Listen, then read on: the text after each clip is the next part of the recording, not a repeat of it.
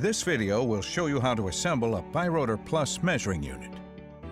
For this project, you'll need the measuring unit, 2 rotors, 2 end plates in which the bearings have already been inserted using a press, 1 pulse output gear, 2 timing gears, 12 retaining screws, 2 locking rings, 2 lock nuts, a locking screw, locking washer, and 4 O-rings.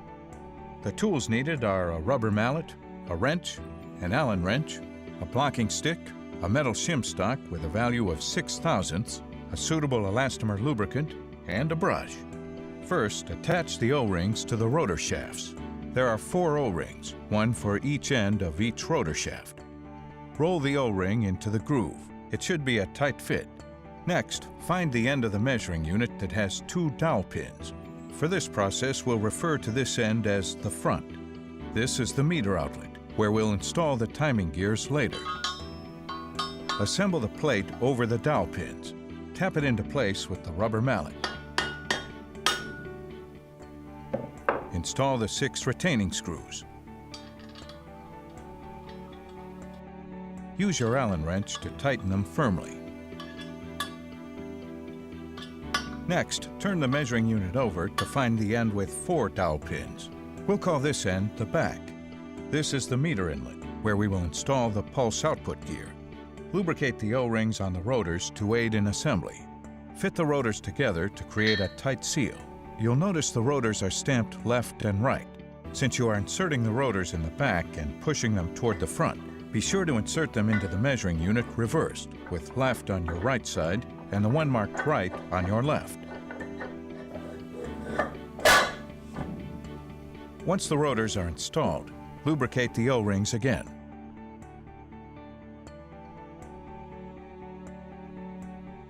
Install the end plate. Tap it into place with the rubber mallet.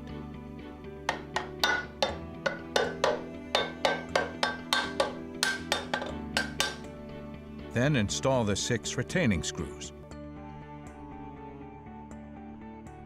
Use the Allen wrench to tighten them firmly.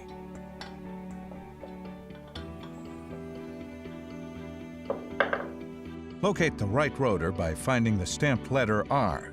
Install the pulse output gear. It's slotted. Use the locking washer and bolt to lock it down.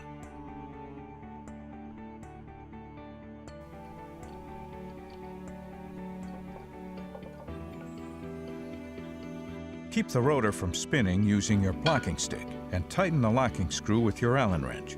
Be sure the washer engages in the slot.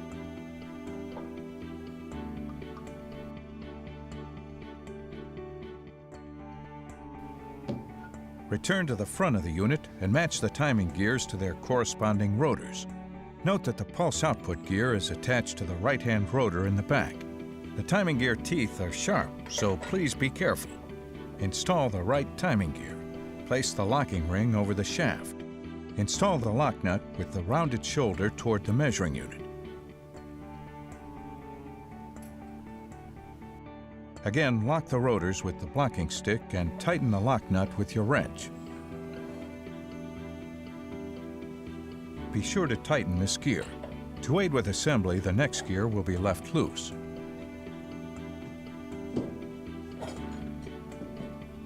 Now install the second gear.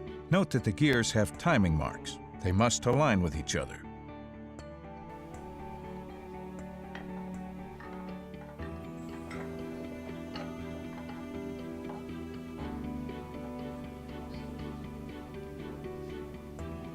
Install the locking ring and locking nut, again with the rounded shoulder facing the unit. Remember to leave this gear loose.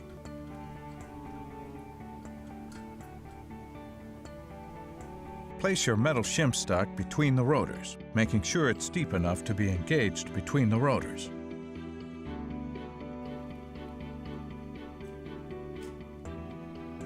Once again, block the rotors with your blocking stick. Now tighten the second timing gear. Once the gear is tightened, remove the block and the shim. The rotors should rotate freely without rotor-to-rotor contact or scrubbing. If the rotors make contact, Remove the second gear and repeat the steps for setting the clearance. If necessary, adjust the clearance by striking the gears with your rubber mallet while you spin the rotors. Continue this process until you feel it rotate smoothly without scrubbing. Your assembly is complete.